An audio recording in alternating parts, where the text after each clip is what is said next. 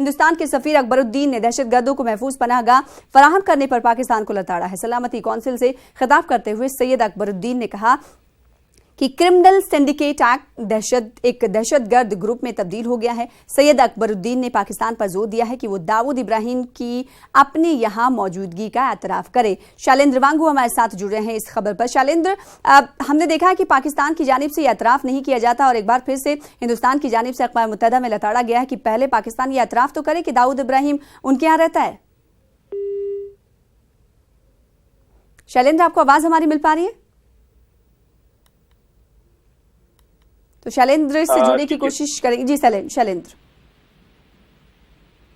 जी, जैसे मैं आपको बता रहा था कि एक बार फिर भारत ने ये साफ कर दिया है यूएन में कि किस तरह से दाऊद इब्राहिम को एक तरह से प्रोटेक्शन मिल रहा है, सेफ हेवन में वहां पे वो ऑपरेट कर रहा है।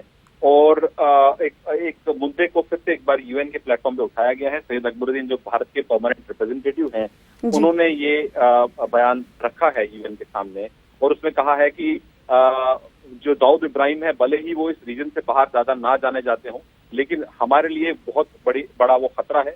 गोल्ड स्मगलिंग, फर्जी जो फेक करेंसी जो होती है, हथियार और ड्रग ट्रैफिकिंग, ऐसे खतरे जो हैं वो क्षेत्र के लिए बने हुए हैं। और सबसे बड़ी बात ये है कि जो भी दाऊद इब्राहिम के नेक्सस है या उसकी जो प्रेजेंस है, उसको लेकर जो सेफ हेवन यानी कि पाकिस्तान जो है वो उसकी एग्जिस्टेंस को लेकर ही मानने को तैयार नहीं है। आपको याद दिला दें तो कुछ दिन पहले ही विदेश मंत्रालय ने कहा था कि दाऊद इब्राहिम पाकिस्तान में ही मौजूद है, बावजूद इसके कि कई बार सबूत दिए जा चुके हैं, लेकिन पाकिस्तान कभी मानने को तैयार नहीं होता है।